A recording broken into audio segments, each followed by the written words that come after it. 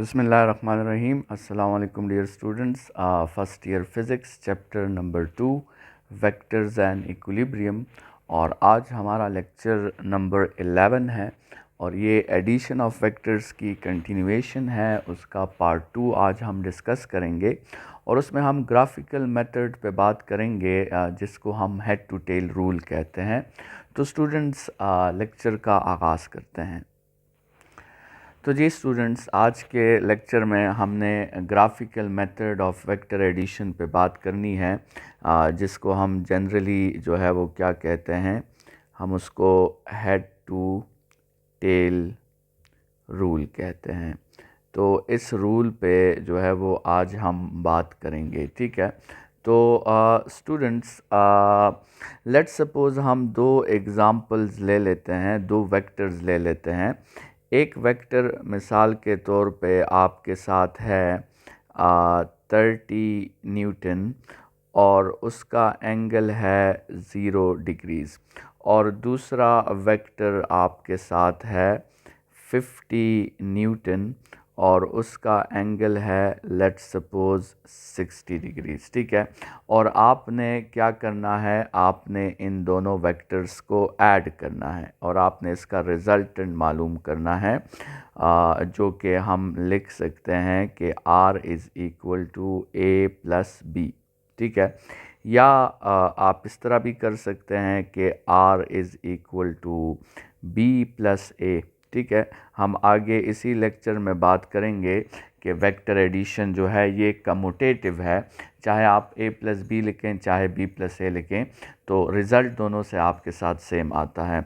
तो स्टूडेंट्स, ये जो आपने रिज़ल्टेंट मालूम करना है ग्राफिकल मेथड से, जिसको हेड टू टेल रूल कहते हैं, इस रिज़ल्टेंट के लिए आपको जो है कुछ स्टेप्स जो हैं वो फॉलो करने होंगे, ठीक है। तो स्टेप नंबर 1 जो आपका है हेड टू टेल रूल का, वो स्टेप नंबर 1 आपके साथ है कि आपके साथ ये जितने भी वेक्टर्स गिवन हैं, इन सब वेक्टर्स को आप ग्राफिकली रिप्रेजेंट करें। Represent all the vectors graphically, ठीक है। तो आप जितने भी वेक्टर्स हैं सबको क्या कर लें, सबको ग्राफिकली कोऑर्डिनेट सिस्टम पे आप सबको रिप्रेजेंट कर लें। तो अपने लिए कोऑर्डिनेट सिस्टम बना लें, और इस पहले स्टेप में आपने head to tail rule apply नहीं करना, आपने सिर्फ उन वेक्टर्स को जो है ग्राफिकली रिप्रेजेंट करना है, ठीक है। तो उसके लिए आपको जो है स्केल लेना होगा, और लेट्स सपोज़ आप स्केल लेते हैं कि 10 newton is equal to 1 centimetre, ठीक है। तो अब आपने ये जो पहला जो है आपके साथ वेक्टर है 30 न्यूटन, जब ये ड्रॉ होगा तो ये कितनी सेंटीमीटर लाइन आपने ड्रॉ करनी होगी, 3 सेंटीमीटर आपने इसके लिए लाइन ड्रॉ करनी होगी। तो ये आपने वेक्टर ए को रिप्रेजेंट कर दिया है, और इसके लिए आपने कितनी सेंटीमीटर लाइन ड्रॉ की, 3 सेंटीमीटर, और एंगल का भी आपने ख्याल रखा, पैरेलल टू एक्स एक्सिस आपने ड्रॉ की। फिर आपने दूसरा वेक्टर भी रिप्रेजेंट कर दिया 50 न्यूटन का। उस 50 न्यूटन के लिए आपको जो है 5 सेंटीमीटर की लाइन ड्रॉ करनी होगी, और वो जो 5 सेंटीमीटर की लाइन है वो किस एंगल से ड्रॉ करनी होगी, वो 60 एंगल से। तो ये आपने वेक्टर बी को भी रिप्रेजेंट कर दिया, ठीक है। और अगर इससे ज़्यादा वेक्टर्स होंगे तो सबको आप पहले स्टेप में क्या कर लेंगे, पहले स्टेप में आप सबको ग्राफिकली जो है वो रिप्रेजेंट कर लेंगे। ये आपका स्टेप नंबर 1 है। और ग्राफिकल रिप्रेजेंटेशन में हमने कहा था कि गुड प्रैक्टिस क्या है, हमने कहा था कि गुड प्रैक्टिस ये है कि आप वेक्टर का स्टार्ट जो लेते हैं, तो वो वेक्टर का स्टार्ट आप कहाँ से लेते हैं, ओरिजिन से लेते हैं। तो देखिए, हमने दोनों वेक्टर्स जो ड्रॉ किए हैं, वो दोनों वेक्टर्स हमने उनका स्टार्ट कहाँ से लिया है, हमने उसका स्टार्ट जो है वो ओरिजिन से लिया है। अब आते हैं स्टूडेंट्स स्टेप नंबर 2 की तरफ। स्टेप नंबर 2 कहता है कि now apply head to tail rule. अब आप क्या करें, अब जो मेन जो स्टेप है वो स्टेप नंबर 2 है। अब आप head to tail rule apply करें। अब head to tail rule apply करने के लिए आपको अपने स्टेटमेंट की तरफ जाना होगा कि आपने स्टेटमेंट कैसे लिखा है। क्या आपने स्टेटमेंट में a प्लस बी मेंशन किया है या आपने अपने स्टेटमेंट में b प्लस ए मेंशन किया है। अगर आपने a प्लस बी मेंशन किया है तो इसका मतलब ये है कि पहले आपको A ड्रॉ करना होगा और उसके हेड पे आपको B ड्रॉ करना होगा। और अगर आपने B प्लस ए मेंशन किया है तो इसका मतलब ये है कि पहले आपको B ड्रॉ करना होगा और उसके हेड पे फिर आपको क्या ड्रॉ करना होगा, उसके हेड पे आपको A ड्रॉ करना होगा। तो स्टूडेंट्स, हम दोनों को शो कर देते हैं कि कैसे हम हेड टू टेल रूल दोनों पे जो है वो अप्लाई कर सकते हैं। तो स्टूडेंट्स, आप दोबारा जो है कोऑर्डिनेट सिस्टम बना लें, लेकिन इस दफ़ा ये कोऑर्डिनेट सिस्टम में हमने वेक्टर्स को रिप्रेजेंट नहीं करना, बल्कि इस दफ़ा कोऑर्डिनेट सिस्टम में हमने इन दोनों वेक्टर्स को आपस में ऐड करना है। तो स्टूडेंट्स, आप अगर a प्लस बी के तरीके से जाएं तो पहला वेक्टर आपने जो a ड्रॉ करना है वो आपने 3 सेंटीमीटर का वेक्टर ए ड्रॉ करना है। ठीक है, ये वेक्टर ए हो गया। फिर इसके हेड पे आपने क्या करना है कि आपने 5 सेंटीमीटर का जो है कौन सा वेक्टर ड्रॉ करना है, वेक्टर बी ड्रॉ करना है। ठीक है, और वेक्टर बी को ड्रॉ करते हुए आपने ये देखना है, डी रखनी है कि ये एंगल क्या बने, ये एंगल आपके साथ 60 बने। ये आपने जो है स्टेप नंबर 2 अप्लाई कर लिया। लेकिन स्टूडेंट्स, अगर आप जो है वो किस तरीके से जाती, अगर आप जो है वो b प्लस ए ड्रॉ करते, ठीक है, तो वो फिर कैसी सिचुएशन होती। तो उसमें भी आप ओरिजिन से स्टार्ट कर लेते।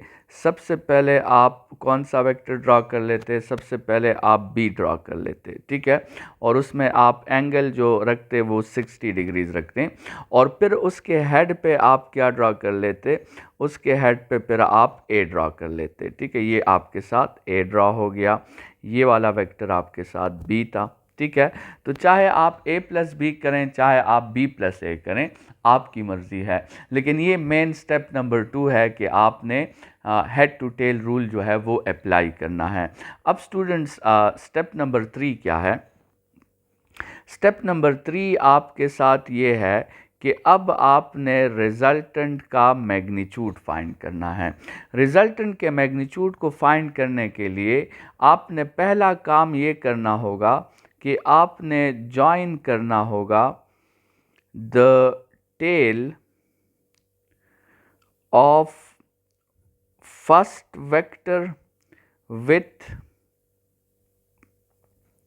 The head of last vector. आपने क्या करना होगा, आपने देखें, हम यहाँ पे इसे जो है शो कर देते हैं। आपने फर्स्ट का टेल और लास्ट का हेड क्या करना है, ये आपने ज्वाइन कर देना है, और इस वेक्टर को आपने क्या कहना है, रिजल्टेंट। तो पहला स्टेप आपने क्या किया, join the tail of the first vector with the head of the last vector. ठीक है, अच्छा, ये पहला स्टेप था। दूसरा स्टेप, अब आपने रूलर से क्या करना है, आपने रूलर से इसकी लेंथ जो है वो आपने नोट डाउन करनी है कि इसकी लेंथ कितनी है, और लेंथ फाइंड करने के बाद आपने फिर उसका एंटी स्केल लेना है।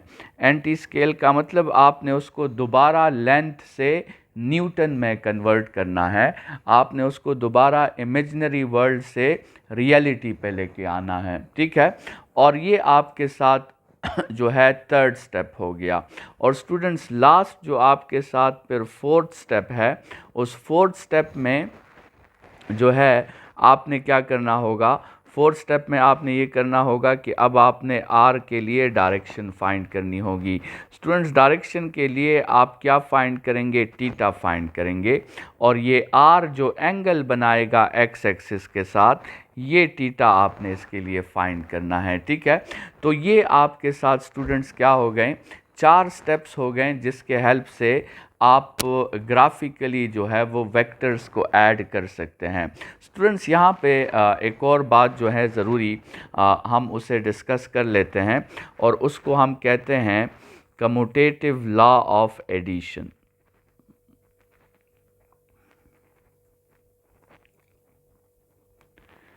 Commutative law of addition.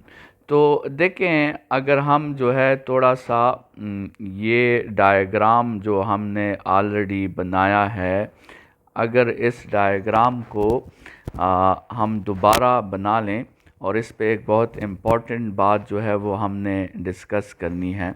ठीक है, ये हमारे साथ क्या हुआ, ये हमारे साथ वो डायग्राम हो गया। ठीक है, अच्छा, इसमें आप देखें ज़रा स्टूडेंट्स कि जब आपने a प्लस बी किया और जब आपने b प्लस ए किया, तो दोनों का अगर आप देखें डायग्रामेटिकली दोनों का रिज़ल्टेंट क्या आया है, दोनों का रिज़ल्टेंट सेम आया है। तो इसका मतलब ये हुआ कि चाहे आप a प्लस बी के तरीके से सॉल्व करें, चाहे आप b प्लस ए के तरीके से सॉल्व करें, दोनों से आंसर सेम आएगा।